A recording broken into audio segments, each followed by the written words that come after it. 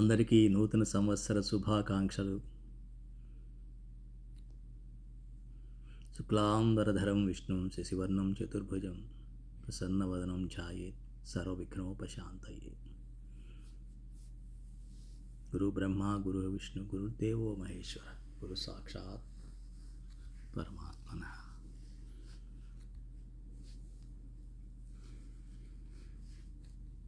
పురాతన, సనాతన, నూతన, అధునాతన ఈ పదాలు మనందరికీ సుపరిచితమే.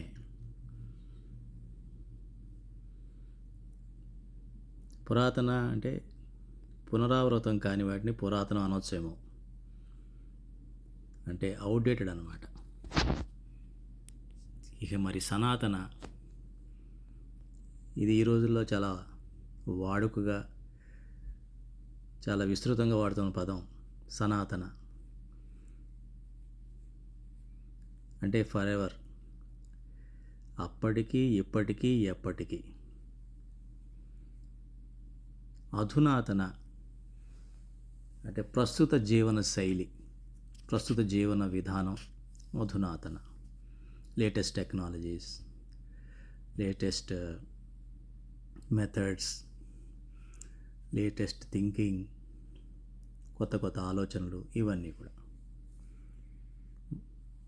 నూతన అని మనం ఇప్పుడు చెప్పుకుంటున్నాం అంటే పాతది కానిది కొత్తగా వస్తున్నది, అంటే మార్పు. ఆ మార్పు ఏ రకంగా ఉండాలి అంటే ఉన్నత స్థితి వైపు, ఉచ్చ స్థితి వైపు వెళుతూ ఉన్నది సరైన మార్పు అని మనం భావిస్తాం. అంటే పాజిటివ్ డైరెక్షన్లో మనం వెళ్తున్నట్లయితే దాన్ని, ఆ మార్పు మనందరికీ ఆమోదయోగ్యం. ఈ మార్పు అంటే ఏ మార్పు? సాధారణంగా అందరూ కోరుకునేది భౌతికమైనటువంటివి, వ్యవహారికమైనటువంటివి, లేదు కుటుంబపరమైనటువంటివి, విడివిడిగా చిన్న చిన్న లక్ష్యాలతో, శారీరక సంబంధమైనవి, ఆరోగ్యపరమైనవి, అలవాట్ల పరమైనవి, ఏదైనా కొత్త విషయాలు నేర్చుకోవాలన్న ఆలోచన, ఇవన్నీ కూడా కొన్ని కొత్త కొత్త ఆలోచనలు, కొత్త కొత్త దృక్పథాలు, కొత్త కొత్తగా ఏమైనా నేర్చుకోవడాలు, ఏదన్నా విషయాల్ని మార్పు చేయడాలు, వీటన్నిటినీ మార్పు కింద భావించవచ్చా? లౌకికంగా ఓకే. మరి సత్సంగంలో ఉన్నవారికి, వారికి విషయంలో మన విషయంలో మనం ఏ రకంగా ఈ మార్పుని అర్థం చేసుకోవాలో ప్రయత్నిద్దాం.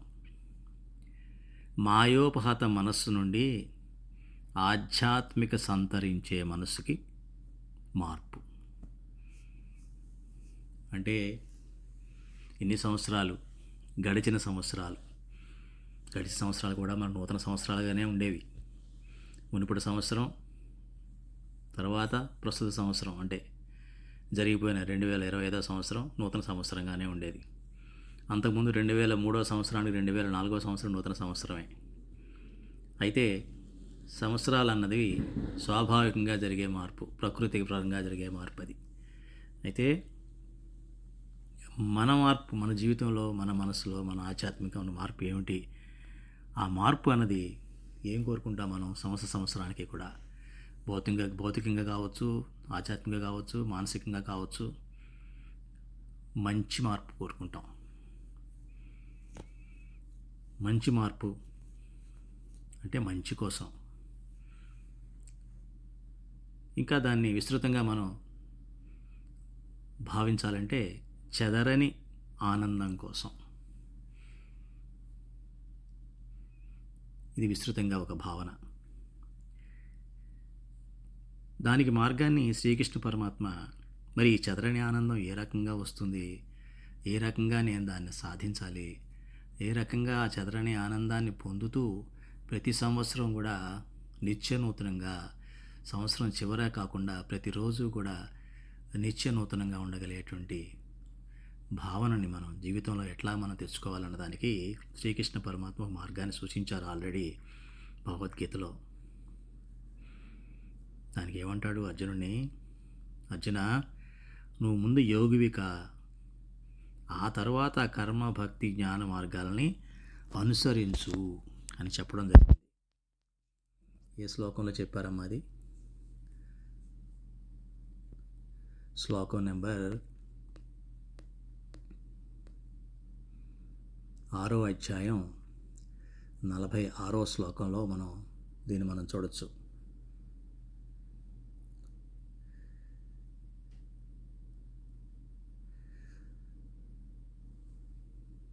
అక్కడ చెప్తాడు శ్రీకృష్ణ పరమాత్మ, తపస్విభ్యోధికో యోగి జ్ఞానిభ్యోపి మతోధిక కర్మిభ్యాశ్చాధికో యోగి తస్మాద్యోగి భవార్జున అని చెప్పాడు. అంటే ఒక యోగి అన్నవాడు తపస్వి కంటే కూడా ఉన్నతమైనవాడు. ఎవరైతే తపస్సు చేసి అందులో ఉన్నత స్థానాన్ని పొందుతారో వారిని కూడా మించిన వాడు ఒక యోగి. ఆ యోగి అన్నవాడు జ్ఞాని కంటే కూడా ఉన్నతమైనవాడు, కర్మయోగి కంటే కూడా ఉన్నతమైనవాడు. కాబట్టి అర్జున నువ్వు ముందుగా యోగి అవ్వడానికి ప్రయత్నించు అని చెప్పాడు. ఇక్కడ అర్జునుడు ఉదాహరణ ఎందుకు తీసుకున్నాము అంటే, అర్జునుడు జీవన ఆలోచన విధానం ప్రస్తుత మానవ జీవులకు మన మన మన ఆలోచన విధానం దగ్గరగా ఉంటుంది కాబట్టి.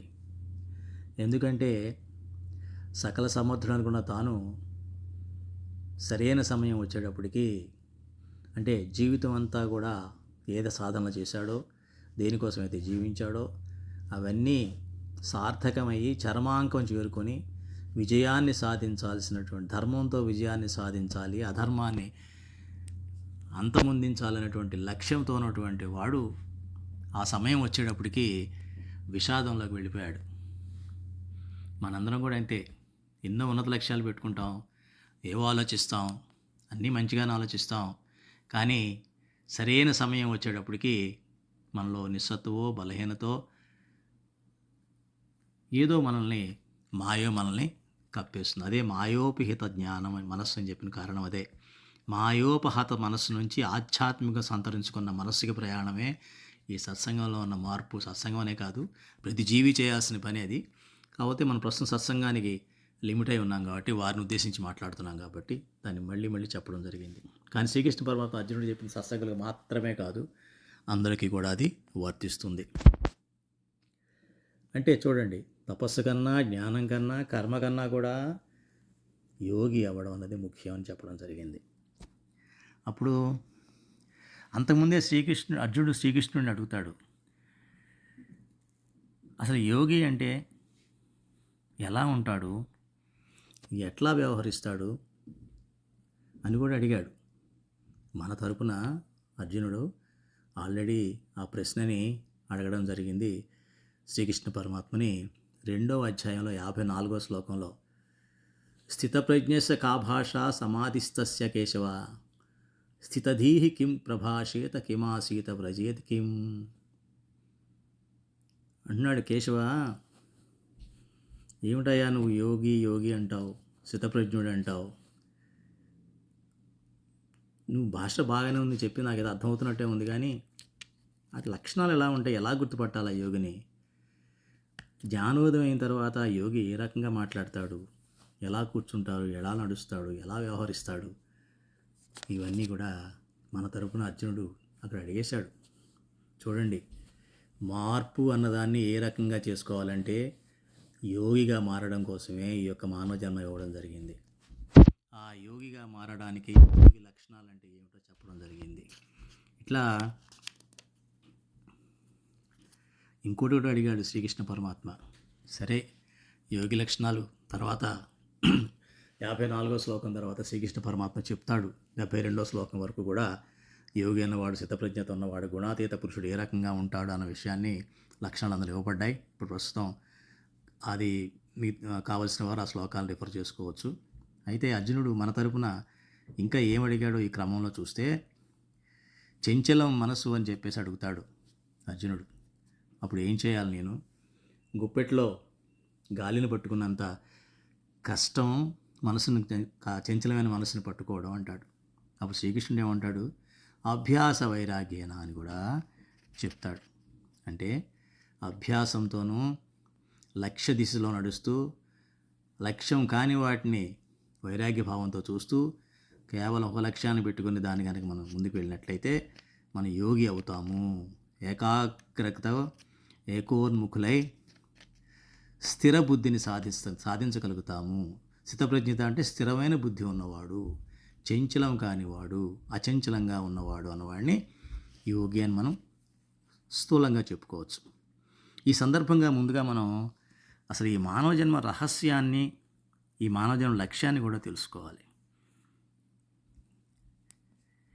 దానికి మనం ప్రగతి గురువు పూజ్య మహన్స్వామి మహారాజు గారు రచించిన సత్సంగ దీక్ష గ్రంథంలో 2, 3, 4 శ్లోకాల్లో ఆయన చాలా విపులంగా మనకి ఈ విషయాన్ని చెప్పడం జరిగింది.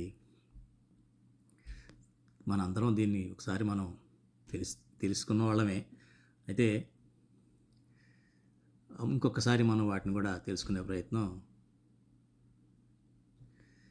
చేద్దాం.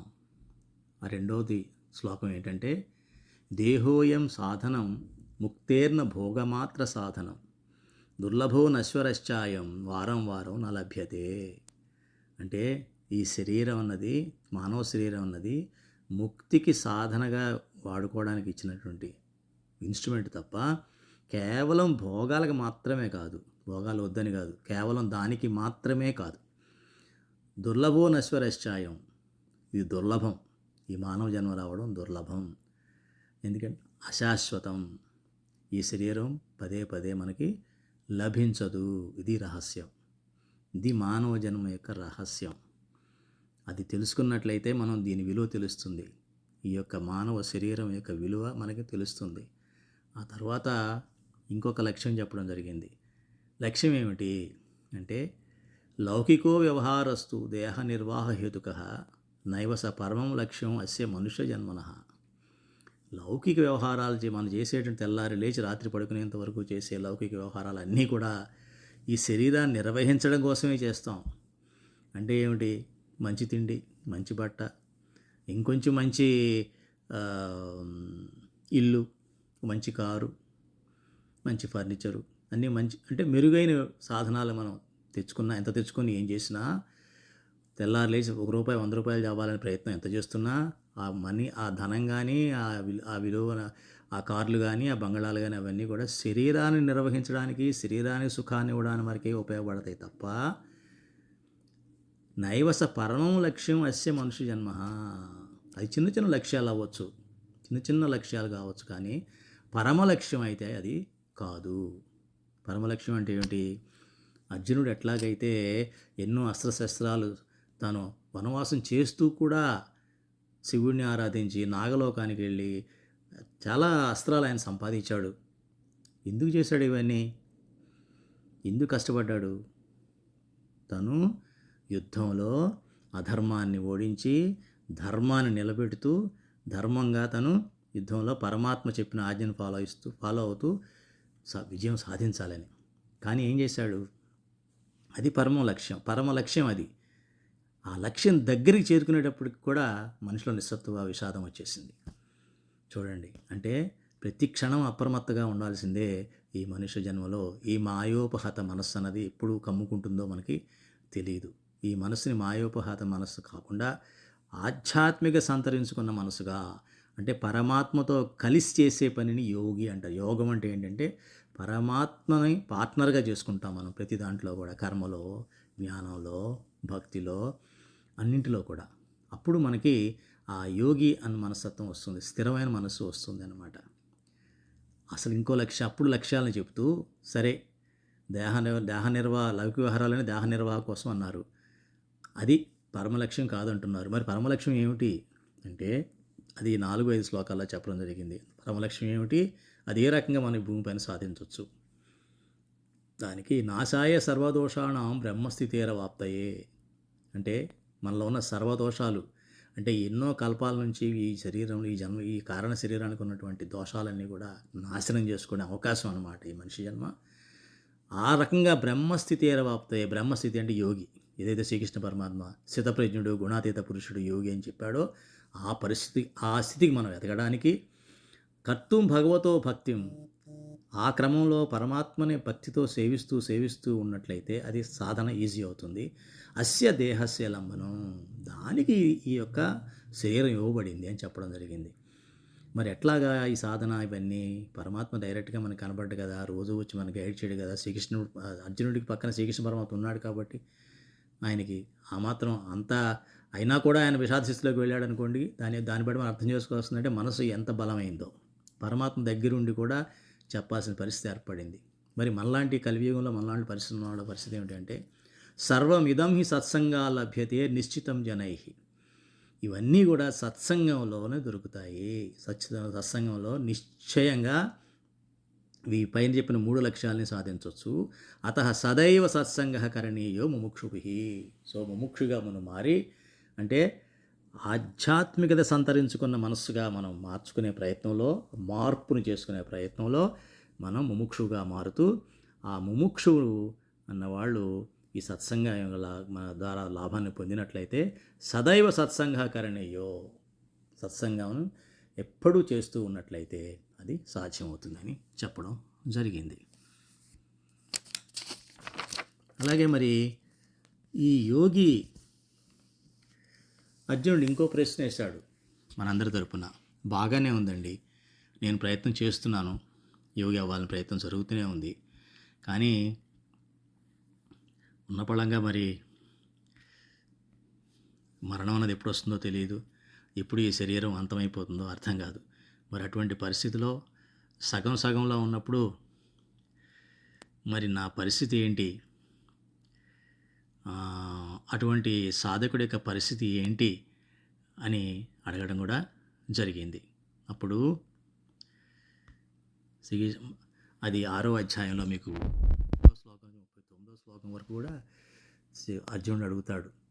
అయితహి శ్రద్ధయోపేతో యోగాచ్చలిత మానసః అప్రాప్య యోగ సంసిద్ధిం కాం గతిం కృష్ణ గచ్చతి. కాం గతిం, ఈ చంచలమైన మనసుతో సాధన చేస్తూ ఎంత శ్రద్ధగా చేస్తున్నా సరే యోగం సంసిద్ధం కాలేదనుకో, అప్పుడు ఏంటి పరిస్థితి? కచ్చిన్నోభయ విభ్రష్టశ్చిన్నాభ్రమివ నశ్యతి అప్రతిష్టో మహాబాహో విమూఢో బ్రహ్మణ పథి. కచ్చిన్ ఉభయ భ్రష్టచ్చ, రెంటికి చెడ్డ రావడగా అయిపోతామేమో, అప్రతిష్ట పాలవుతామేమో, విమూఢంగా అయిపోతామేమో అని. అంటే రెండు చెడ్డగా రావడి అంటే ఉభయ భ్రష్టం అంటే ఇటు ఎట్లా లౌకికంగానూ సాధించక అటు ఆధ్యాత్మికంగా కూడా సాధించక రెంటికి చెడ్డ రావడవుతామేమో అని అంటే అదే అడిగాడు మాట. ఏతన్మే సంశయం కృష్ణ చేత్తుమర్హస్య శేషతః త్వదన్యః సంశయస్యాస్య చేత్తా నహు విపపద్యతే అన్నాడు. దానికి శ్రీకృష్ణ పరమాత్మ ఏం చెప్తాడంటే 6వ అధ్యాయం 45వ శ్లోకంలో ఆయన కూడా చెప్తాడు. ఏమని? అనేక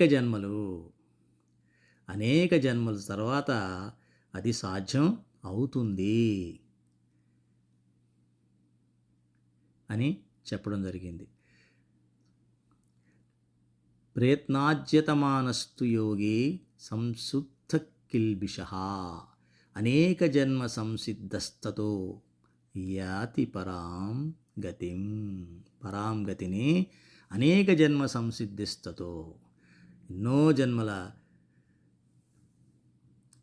జన్మల సాధన ద్వారా మనకి పుణ్య కర్మల ద్వారా ఆధ్యాత్మిక మార్గంలో ఇలాంటి సత్సంగాల ద్వారా ముందుకు వెళుతూ ప్రయత్నం చేస్తున్న కొలది నెమ్మదిగా ఈ సంసారమైనటువంటి విపరీత కోరికలు, చిన్న కోరికలు ఉండొచ్చు, తప్పేం లేదు, కానీ విపరీతమైన కోరికలు అంటే ఆసక్తి అన్నది ముఖ్యంగా కోరికల మీద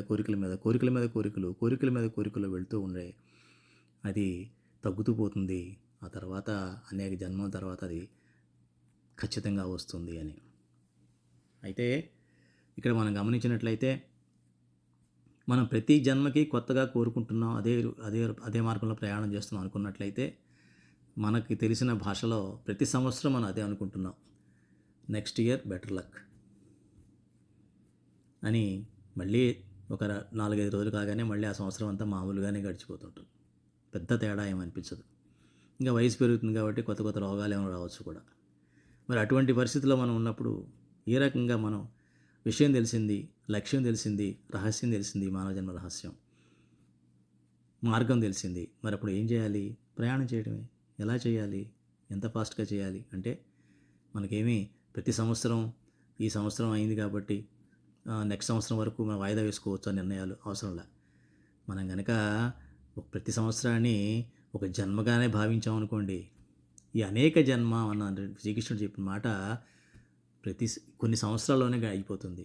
లేదు ఇంకా తెలివైన వారైతే ప్రతి నెల కూడా ఒక జన్మ అనుకున్నట్టయితే, ఇంకా తెలివైన వాళ్ళు ప్రతిరోజు ఒక జన్మ అనుకున్నట్లయితే, ఇంకా తెలివైన వాళ్ళు ప్రతి క్షణం కూడా ఒక జన్మ అనుకున్నట్లయితే, ఈ నూతన అన్నదానికి అర్థం సనాతన అవుతుంది. ఎందుకు సనాతన అంటే ఏం చెప్పాం? అప్పటికీ ఇప్పటికీ ఎప్పటికీ యథార్థంగా ఉన్నది సనాతన. అంటే ఎప్పుడైతే క్షణం క్షణం క్షణం క్షణం క్షణం నేను ఆత్మతోనే పరిభ్రమిస్తూ యోగి మార్గంలో వెళుతూ ఉంటానో, అది జారిపడే అవకాశం లేదు. అది ఎక్కడి వరకు వెళ్తుందో అక్కడి నుంచి మొదలవుతుంది తప్ప వచ్చే జన్మలో మళ్ళీ వేరేదిగా రాదు అనే విషయాలు కూడా మనకి శ్రీకృష్ణ పరమాత్మ 6వ అధ్యాయం 40వ శ్లోకం నుంచి 45వ శ్లోకం వరకు కూడా ఆయన చెప్పిన విషయాలు అదే రకంగా చెప్పాడు. ఆయన ఎక్స్ప్లెయిన్ చేశాడు. ఆయన ఏ రకంగా చేశారు చూసినట్లయితే మీరు 6వ అధ్యాయానికి వెళ్తే ఇవన్నీ కూడా మనకి తెలుస్తాయి. 6వ అధ్యాయంలో శ్రీకృష్ణ పరమాత్మ చెప్పినటువంటి 40వ శ్లోకం నుంచి 45వ శ్లోకం వరకు మనకి దీని గురించి రహస్యాలన్నీ శ్రీకృష్ణ పరమాత్మ సమాధానంగా చెప్పాడు.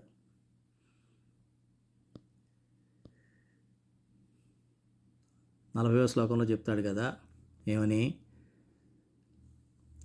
పార్థనైవేహ నాముత్ర వినాశస్తస్య విద్యతే నహి కళ్యాణకృత్కశ్చిత్ దుర్గతిం తాత గచ్చతి.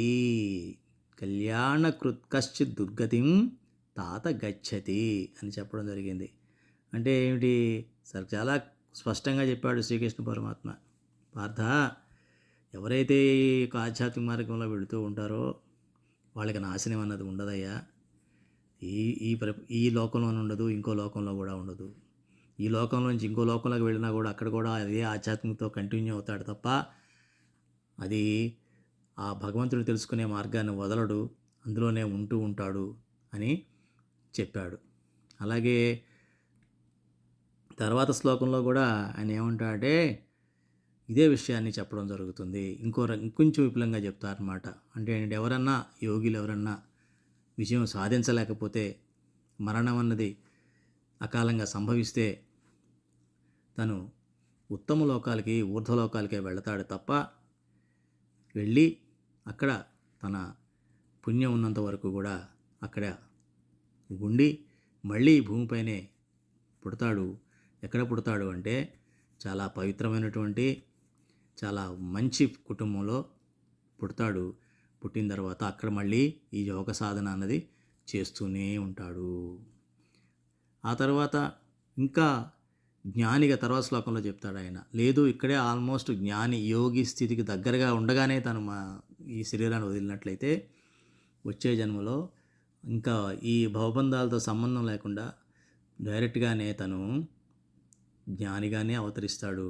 అక్కడ పూర్తి యోగిగా అంటే గుణాతీత సత్పురుషుడిగా మారిపోతాడని కూడా చెప్పడం జరిగింది. కాబట్టి మనకి ప్రశ్నలు సమాధానాలు మన తరపున ఈ భగవద్గీతలో అర్జునుడు శ్రీకృష్ణుడు చెప్పడం జరిగింది. అయితే భగవాన్ స్వామినారాయణ కూడా ఈ రకంగా మనం గనక ఈ నూతనంగా ప్రతి సంవత్సరాన్ని ప్రతిరోజుని మరింత శోభాయమానంగా మలుచుకోవచ్చు. ఈ శ్రీకృష్ణుడు పరమాత్మ చెప్పింది, అర్జునుడు చెప్పిన దాని ప్రకారం మనం చూసినట్లయితే. అయితే భగవాన్ స్వామినారాయణ కూడా జీవితం నుంచి మనం ఒక చిన్న ఉదాహరణ మనం తీసుకున్నట్లయితే మనకి అది ఇంకొంచెం బాగా అర్థమయ్యే అవకాశం ఉంది. అది కూడా ఏమిటో చూద్దాం.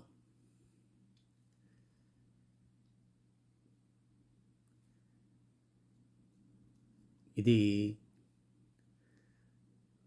భగవాన్ స్వామినారాయణ కచ్ ప్రాంతం, భుజ్ ప్రాంతంలో, గుజరాత్లో విచరణ చేస్తూ ఉన్నప్పుడు అక్కడ ఉత్సవానికి పుష్పడూలోత్సవం జరిగింది. ఆ ఉత్సవానికి చాలామంది భక్తులు స్వామినారాయణ భగవానికి వచ్చి పూజాధికారులను నిర్వహించారు. 2 రోజులు 3 రోజులు సంబరం అయిపోయిన తర్వాత, ఉత్సవం అయిపోయిన తర్వాత వీడ్కోలు తీసుకుంటూ శ్రీజీ మహారాజుని ఆశీర్వాదాలు అభ్యర్థించారు. మహారాజ్ మాపై దయ ఉంచండి అని. అయితే స్వామినారాయణ భగవాన్ ఆశీర్వదిస్తూ ఆయన కూడా అదే మాటను పలికారు. ఏమని? మీరు కూడా నాపై దయ ఉంచండి అని. వాళ్ళు బయలుదేరి అడవుల్లో ఉన్నారు కాబట్టి స్వామినారాయణ భగవాన్ ఏమన్నారో వాళ్ళకి అర్థం కాల. సరే, స్వామినారాయణ భగవాన్ పాదాలకి నమస్కరించి ఇంటి ముఖం పట్టారు. వెళుతూ ఉండగా వీళ్ళన్ని మాటల్లో మెరుపులాగా ఆలోచన మెరిసింది. ఇదేమిటి, మా స్వామినారాయణ భగవాన్ మనతో అలా అన్నారేమిటి, వారిపై మన దయ ఉంచమని అడిగారేంటి? అర్థం కాల వాళ్ళకి. మర్మం బోధపడక ఆఖరికి వాళ్ళు గ్రామ సరిహద్దాగా వెళ్ళారు. ఇదే తెలుసుకోవాలని చెప్పి మళ్ళీ వెనక్కి వచ్చి స్వామినారాయణ భగవానికి వచ్చి దగ్గరికి వచ్చి ఆయనకి చరణాలను స్పృశించి, ప్రభు మీరు మమ్మల్ని దయ ఉంచమని అడగడం ఏమిటి? విడ్డూరంగా ఉంది. అదేదో నదిలో నీళ్ళు వెనక్కి ప్రవహించినట్టుగా అనిపిస్తోంది. మీరు అడిగిన విషయం, మీరు మాట్లాడిన పద్ధతి నదిలో నీరు వెనక్కి వెళ్తుందా అంత విడ్డూరంగా ఉంది. మీరు ఎందుకు అలా అన్నారు అని అన్నారు. అప్పుడు మందహాసన శ్రీహరి అన్నారనమాట. మన శ్రీహరి అంటే స్వామినారాయణ భగవాన్ అన్నారు. ఏమన్నారు? మీకున్న ఈ చిన్న శరీరంలో లోపల అతి చిన్న ప్రదేశంలో హృదయాకాశం ఉంది. ఆ హృదయాకాశంలోనే నేను సాక్షి రూపంలో నిలబడి ఉంటాను. మీరందరూ ఆ హృదయ ప్రదేశాన్ని స్వచ్ఛంగా ఉంచాలి. అక్కడ ఏ విధమైన సాంసారిక పంకిలం ప్రవేశించకుండా సావధానులై ఉండాలి. మీ లోపలే ఉన్న నేను మీ క్రియలన్నీ గమనించి లెక్కిస్తాను సుమా. అందుకనే విశుద్ధ ఆచరణ చేయండి. మీ హృదయం ఎంత శుద్ధంగా ఉంటే అక్కడ నేను అంత ఆనందపూర్వకంగా ఉంటాను. అందుకనే మీరు ఎల్లప్పుడూ సత్సంకల్పాలు, సత్యవాక్కు, సదాచరణ ఆచరించే దయ నాపై ఉంచండి అని అన్నారు. చూడండి, పరమాత్మ భక్తుల్ని వేడుకుంటున్నాడు. నేను మీలోనే ఉన్నాను. నన్ను ఆనందంగా ఉంచడమే మీ యొక్క లక్ష్యము. నన్ను ఆనందంగా ఉంచాలంటే మీ యొక్క అంతరంగం శుద్ధి ఉండాలి, అంతఃకరణ శుద్ధి ఉండాలి. ఈ విషయాలు మరి విడమర్చి 4 సార్లు చెప్పక్కర్లా భక్తులైన వాళ్ళకి. ఎందుకంటే బుద్ధి సూక్ష్మత ఉన్న వాళ్ళకి ఇది ఈజీగా అర్థమైపోతుంది. ఏమని? ఆచార, ఉచ్చార మరియు విచారాలలో విశుద్ధత కలిగి ఉంటామని వారు స్వామినారాయణ భగవాన్ ఆజ్ఞానుసారంగా నడుచుకుంటామని విశ్వాసాన్ని పరమాత్మకి కలిగించారు. అదే భగవద్గీతలో శ్రీకృష్ణ పరమాత్మ చివరిగా అర్జునుడు చెప్తాడు. ఇవన్నీ చెప్పిన తర్వాత మమేకం శరణం వ్రజ,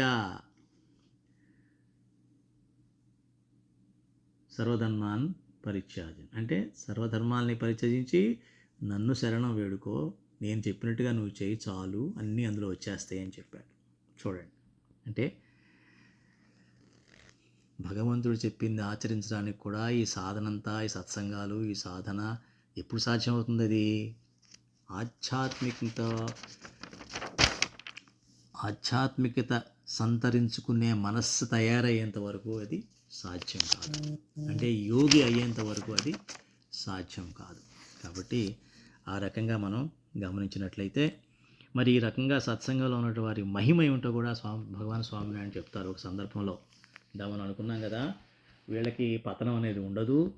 వారు ఏ స్థితిలో అయితే సాధన కొనసాగిస్తూ పూర్తి కాకుండానే వారు ఈ లోకాన్ని వదిలి వెళ్ళిపోతారో అక్కడ మళ్ళీ కంటిన్యూ అవుతారు తప్ప మళ్ళీ దాన్ని మొదటి నుంచి రెడ్డి వచ్చి మొదలాడలాగా లేకపోతే 0 నుంచి మొదలు పెట్టడం, ఎప్పుడు 0 నుంచి మొదలు పెట్టడం జరగదు అని చెప్తారు. అంటే ఉదాహరణకి చెప్పాలంటే, ఓ పెద్ద పిఎం ఉన్నాడు అనుకోండి, ప్రైమ్ మినిస్టర్, వాడు కొడుకున్నాడు అనుకోండి, డైరెక్ట్ ప్రైమ్ మినిస్టర్ అవ్వలేడు వాడు. వాడు మళ్ళీ ఎల్కేజీకి వెళ్ళాలి, యూకేజీకి వెళ్ళాలి, చదువుకోవాలి, మళ్ళీ రాజకీయాలు చేయాలి, అవి చేయాలి, అప్పుడు అవుతాడు కూడా తెలియదు. అలాగే ఒక పెద్ద డాక్టర్ ఉన్నాడు, వాళ్ళ అబ్బాయి డాక్టర్ వెంటనే అయిపోడు. అట్లాగా ఇక ఏదైనా సరే ఈ భూమిపైన జీరోతోనే మొదలవుతుంది. ప్రతి జన్మకి ఇంతే, ముద్దకి బిస్మిల్లా అన్నట్టుగా ప్రతి జన్మకి మళ్ళీ జీరోతో మొదలవుతుంది. ఒక్క ఆధ్యాత్మిక సాధనలో తప్ప. అది ఎంతవరకు మీరు పోయిన జన్మలో మనం ఆపుకున్నామో మళ్ళీ అక్కడి నుంచే మొదలవుతుంది. కాబట్టి పరమాత్మ అనుగ్రహం ఎప్పుడూ ఉండాలంటే ఆధ్యాత్మిక మార్గాన్ని, సత్సంగాన్ని వదలకుండా ఉండాలి.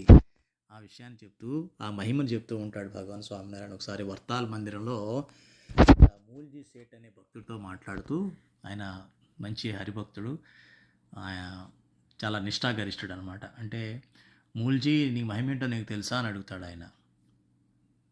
తెలియదు ప్రభు, నాకు నా మహిమ ఏముంటుంది అని అంటే అప్పుడు చెప్తాడనమాట ఆయన, నువ్వు ఈ సత్సంగం, పరమాత్మ స్థాపించిన సత్సంగం నీకు దొరికిందంటేనే ఎన్నో కల్పాల నుంచి నీ యొక్క శరీరం యొక్క కారణ శరీరం అంతమయ్యే పరిస్థితి ఇక్కడికి వచ్చింది.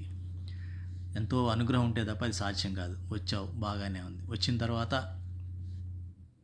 ఈ సత్సంగంలో నీకున్న మహిమ ఏంటంటే, నీ ద్వారా ఎవరైనా సరే భోజనం స్వీకరించినా, కనీసం నీళ్లు స్వీకరించినా, లేదు వారి ద్వారా నీకు భోజనం అందినా, వారు నీకు భోజనం వడ్డించినా, లేదు వారు నీకు మంచినీళ్ళు ఇచ్చినా, లేదు నీ చూపు వారి మీద పడినా కూడా వాళ్ళకి కళ్యాణం జరుగుతుంది, వాళ్ళకి కూడా ఆత్మ కళ్యాణం జరుగుతుందని చెప్పడం జరిగింది. అది అర్థం కాక నా ఏమయంగా చూస్తాడు, ఎట్లా జరుగుతుంది అది అని అంటే అప్పుడు ఆయన చెప్తారన్నమాట. ఎలా జరుగుతుంది అంటే, తను మళ్ళీ జన్మలో మళ్ళీ సత్సంగంలోకి వచ్చి మళ్ళీ ఆ సాధన కంటిన్యూ ఇలా చేస్తారు అని శ్రీకృష్ణ పరమాత్మ చెప్పింది అదే కదా. ఎవరైతే ఆధ్యాత్మిక సాధనలో ముందుకు వెళుతూ ఉంటారో వారి జడుల ఆ నీడలో ఉన్న ప్రతి వాళ్ళు కూడా మంచి మంచి జన్మలు, ఊర్ధ్వ జన్మలు, ఉచ్చ జన్మలు అందుకుంటూ ఉంటారు అని చెప్పడం జరిగింది. అలాగే ఒక భక్తురాలు, ఆవిడ పేరు నేను మర్చిపోయాను, ఆవిడ కూడా వాళ్ళ భర్తతో అదే అంటుంది. ఆవిడ భక్తురాలు, స్వామినారాయణ భక్తురాలు, కానీ అతను సత్సంగి, కానీ ఆయన అంత కాదు. అప్పుడు ఆవిడ అంటుందన్నమాట, నా చేతి రొట్టెలు నువ్వు తింటున్నావు కాబట్టి నీకు కూడా కళ్యాణం అవుతుంది అంటుందన్నమాట భర్తతో. చూడండి, ఎక్కడ స్వామినారాయణ భగవాన్ చెప్పిన దానికి కరెక్ట్గా ఇక్కడ భక్తురాలు సరిగ్గా దాన్ని గ్రహించగలిగింది కాబట్టి ఆ నిష్టతో ఆ ప్రాప్తి చెందినటువంటి విషయాన్ని గ్రహించగలిగినటువంటి బుద్ధి సూక్ష్మత ఆవిడకు ఉంది కాబట్టి తను ఆ రకంగా ఉండగలిగింది. మరి ఇప్పుడు ఈ రకమైన మార్పుని మీరందరూ నూతన సంవత్సరంలో తెచ్చుకోవాలని, ఆ పరమాత్మ, మనం గత 2 సంవత్సరాలుగా ఈ సత్సంగంలో, పరమాత్మ స్థాపించిన సత్సంగంలో ముందుకు వెళుతూ ఉన్నాం. విష్ణు సహస్రనామం కూడా రేపటితో ముగించబోతున్నాం. భగవద్గీత మనం అధ్యయనం చేయగలిగాం. దానిపైన ప్రశ్న పరంపర కూడా మనం అవలోకనం చేసుకోవడం మొదలుపెట్టాం. కాబట్టి ఈ సత్సంగ వృద్ధి బాగా జరగాలని, తద్వారా మీ కుటుంబ సభ్యులు, మీ తోటి వారు అందరూ కూడా వారు కూడా లాభాన్ని పొందాలని, మీరు మరింత ఆనందాన్ని, మరింత శాంతిని పొందాలని ఆ భగవంతుడి చరణారవిందాలకు ప్రార్థిస్తూ సత్సంగ దీక్షలోంచే శుభాకాంక్షల యొక్క శ్లోకాలు 2 చెప్పుకొని మనం ముగిద్దాం.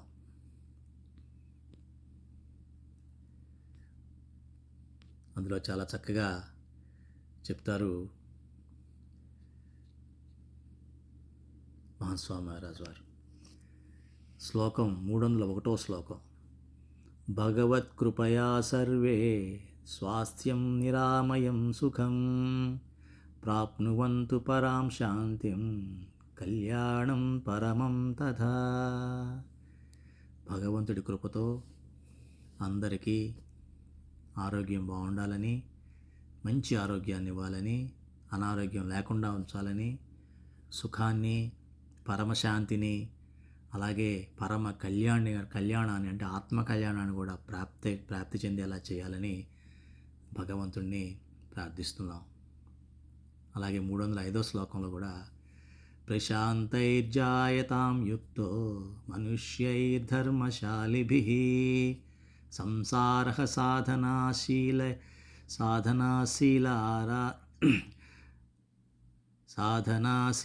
అధ్యాత్మ మార్గ సంస్థితై అంటే ఈ సంసారంలో ప్రశాంతంగా ధర్మవంతులయ్యి సాధనాశీలురయ్యి ఆధ్యాత్మ మార్గంలో నడిచే వాళ్ళ మనుషులు పెరగాలని, వారి మధ్య మనం ఉండాలని, అటువంటి వాళ్ళందరూ కూడా పెరగాలని మనం భగవంతుడికి విన్నపం చేసుకుంటూ మరొక్కసారి మనం అందరం ఈ మార్పు అన్నదాన్ని సరిగ్గా అర్థం చేసుకుంటూ దాని జీవితంలో భాగంగా చేసుకుంటూ మరి రాబోయే సంవత్సరం సత్సంగ ప్రాముఖ్యత కలిగిన సంవత్సరంగా ఆనందము శాంతి నిండుగా మెండుగా కొండగా మీ జీవితాల్లో ఉండాలని పదే పదే ఆ పరమాత్మను ప్రార్థిస్తూ మీరు కూడా నా తరపున ప్రార్థించాలని కోరుకుంటూ అందరికీ మరొకసారి హృదయపూర్వక నూతన సంవత్సర శుభాకాంక్షలు. సతీ సమేతంగా, నా కుటుంబ సమేతంగా, నా పరివార సమేతంగా, నా కుటుంబ సభ్యులు అందరి తరపున నేను మీ అందరికీ ఈ శుభాకాంక్షలు మీ కుటుంబ సభ్యులందరికీ పేరు పేరున అందజేయడం జరుగుతున్నది. శుభం భూయాత్.